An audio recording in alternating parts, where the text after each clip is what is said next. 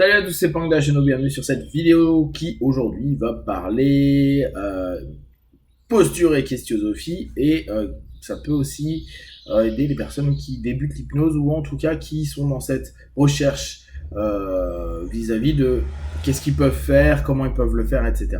Hier, j'ai eu la chance de parler avec deux praticiennes, une hypno et une psy, qui me disaient que elles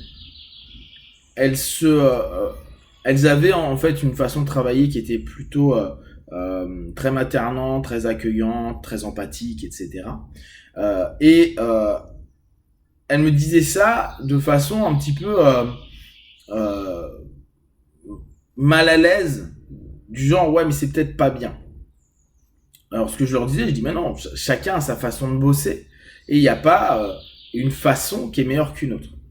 La seule chose qui est, à mes yeux, important de prendre en compte, c'est comprendre les processus psycho qui jouent pour ne pas rentrer dans un pattern qui pourrait être un pattern dissonant pour le cheminement de notre partenaire.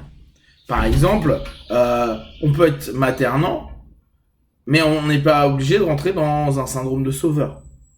On peut être incisif sans être un bourreau, si on reprend notre Cartman d'hier. On prend attention à des concepts comme le transfert et le contre-transfert. Et voir si, ah, tiens, peut-être que là, dans cette posture un peu trop comme ceci, bah, je suis peut-être en train de nourrir le pattern dissonant de mon partenaire, au lieu de lui permettre de voir que le pattern dissonant est en train d'être vécu, etc. C'est un élément qui, dans le quotidien, a d'autant plus d'importance parce que, en tant que praticien, nous sommes ce que nous sommes. Et on ne peut pas, ou peut-être qu'on peut, mais il n'est pas utile de retirer justement ce qui fait notre spécificité. Nous avons nos personnalités, nos énergies et nos fonctionnements. On peut être maternant, on peut être paternaliste, on peut être ésotérique, on peut être comme on a envie. Tant que ça permet aux partenaires d'avancer et que ça ne rentre pas dans un circuit qui crée une dissonance dans le rapport thérapeutique, dans l'alliance thérapeutique. Et que ça ne... que le cas où, parce que c'est plutôt ça, si à un moment on a été excessif sur quelque chose, voir ce que ça crée chez le partenaire et pouvoir l'exploiter le mieux possible. C'est souvent l'image intéressante qu'on retrouve dans la provocation notamment, et qu'il y a beaucoup aussi en Gestalt, c'est jouer avec le fait de créer un contre-transfert, quoi, de vivre notre contre-transfert, de le faire, le reprojeter sur le partenaire, voir la réaction qui se passe, et après l'exploiter, nous en retournant en position neutre, pour que ce qui vient d'être vécu, et donc une répétition d'un modèle certainement joué de nombreuses fois dans le quotidien du partenaire, puisse être vu et étudié, travaillé, recadré dans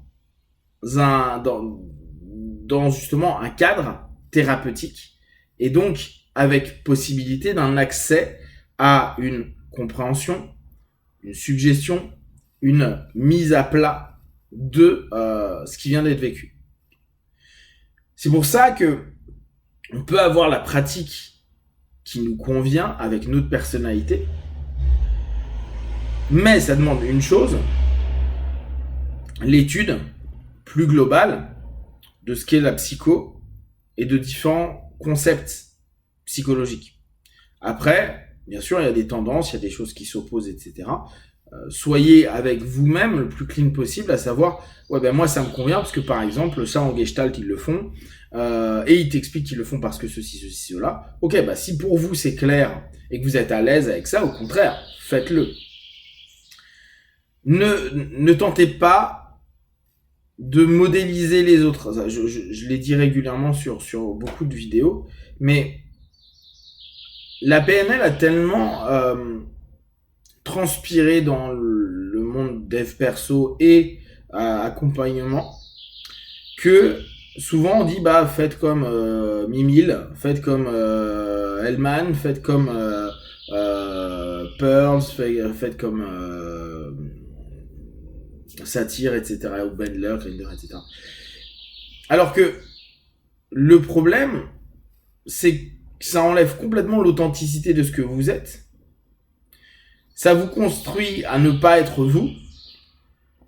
Et qu'on le veuille ou non, vous êtes en train, vous allez proposer un message subconsciemment avec vos body language, avec vos sémantiques, etc., qui va automatiquement être perçu par l'autre dans un cadre qui est le cadre d'une thérapie comme quelque chose de dissonant. C'est peut-être une petite dissonance, mais c'est peut-être cette petite dissonance qui va faire que votre partenaire va pas vous dire un mot, un élément, un concept, une chose qu'il a vécue, parce que il y aura peut-être pas la confiance qu'il devrait avoir vis-à-vis de vous, parce que vous êtes en train de jouer un jeu.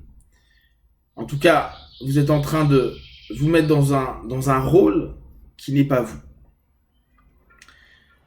Osez vraiment être vous dans votre façon de travailler. Et là, je reviens vraiment dessus. La petite complexité, c'est de se dire, je peux être pleinement moi, mais dans le pleinement moi, c'est pour ça qu'on travaille sur soi, qu'on dit des supervisions ou qu'on va en thérapie, etc., etc.